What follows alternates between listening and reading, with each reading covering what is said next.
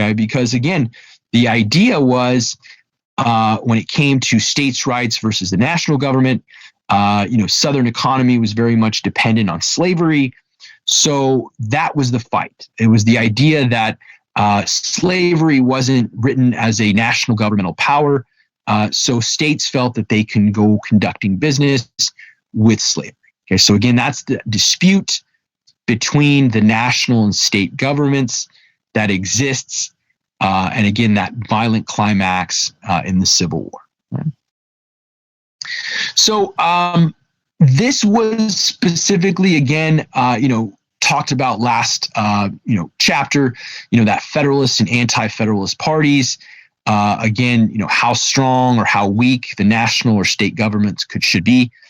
Again, that inability to act when the Constitution was written, led to more Americans being killed than any other war. Right? The Civil War killed more people, like I said, than any other war in American history, because both sides were American. And again, as wise and astute as the founding fathers were, again, it can't be understated their inability to act during that period of time.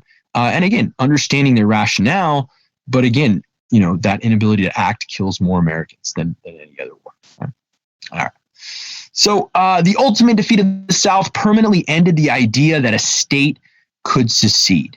Okay, so right there, that first sentence, the idea that, again, states cannot secede from the Union. Okay, so as much as, let's say, Texas claims that they can secede, no, sorry. The Civil War put that to rest. Cal exit. A couple years ago, California was thinking of exiting the nation. Not going to happen. Okay, not going to happen. Again, that was put to rest during the Civil War. Okay?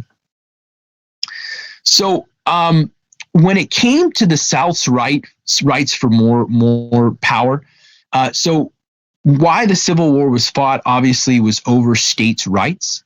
So when you're talking about the destruction that led to more Americans being killed than any other war, a lot of infrastructure was damaged. Okay, railways, roadways, canals, massive damage to infrastructure. Okay, so infrastructure, colonial times, obviously during the Civil War times as well.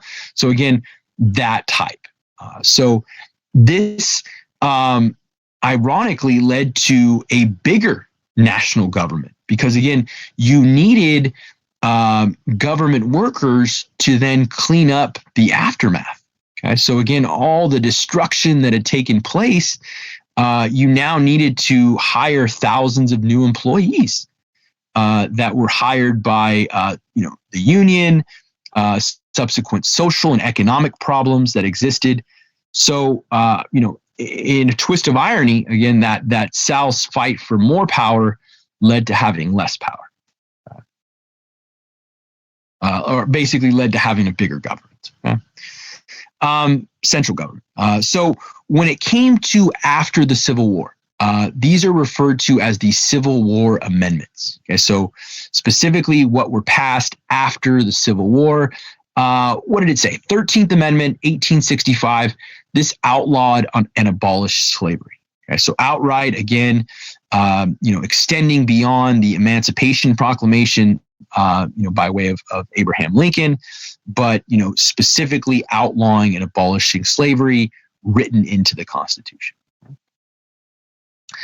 And then 14th Amendment, 1868. So defined who was a citizen of each state by stating that no state shall deprive any person of life, liberty, or property without due process, okay, and equal protection. Okay, so 14th Amendment, the important part there is due process of law and equal protection of the law.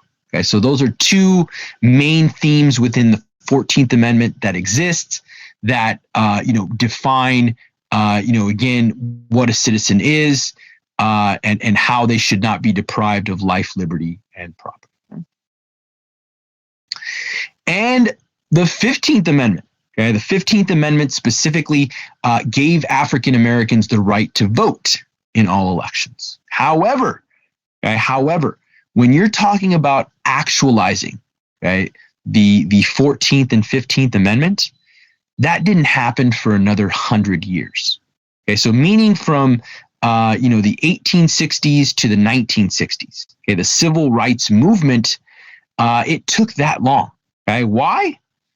Jim Crow. Okay, so Reconstruction, the era of Jim Crow, specifically where you had states that would put barriers in line that we're going to be referring to in Chapter 5.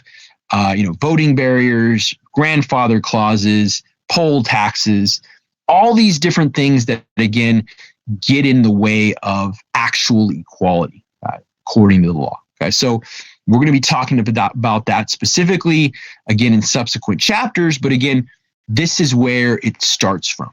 Okay, the Civil War amendments after the Civil War and the violent climax. Okay? All right. This is a good time to maybe check on anybody that's asked a question. Anybody, questions, comments? Again, I will always hit on major themes.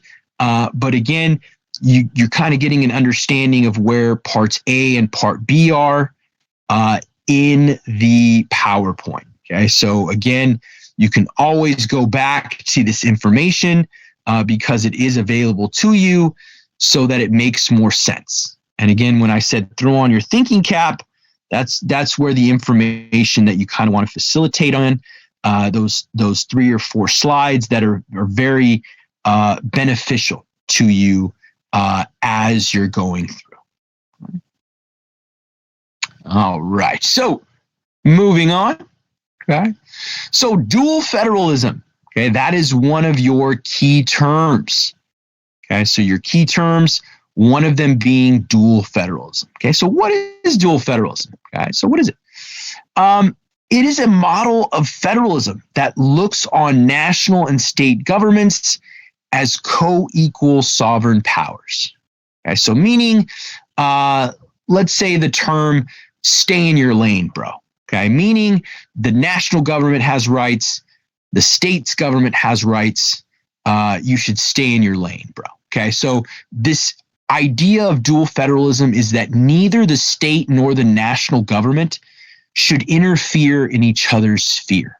Okay. So that's where that term of, stay in your lane, bro, comes from, in the sense that, again, there's specific national state governments. So this doctrine represented a revival of states' rights, okay, in the sense that the court started specifically during this era of Jim Crow, of having passed really bad legislation. Okay, what do I mean by that? I don't mean legislation. I mean judicial interpretation. So let's say Dred Scott.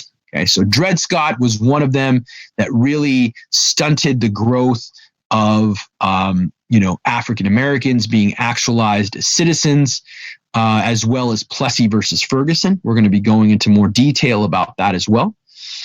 So again, when we're talking about this idea, you're talking about, again, that era of Jim Crow that, again, caused the ability of the Civil War amendments to have teeth, in the sense that they had a constitutional interpretation that benefited them. Okay? So this specifically said that, again, the court interpreted specifically that it meant that the government, national government, could intervene in state activities through grants and subsidies. Okay? So meaning kind of that proverbial carrot on a stick. Okay? The idea that if the national government wants the states to do something, they could say, hey, you have to do this in order to get this amount of money.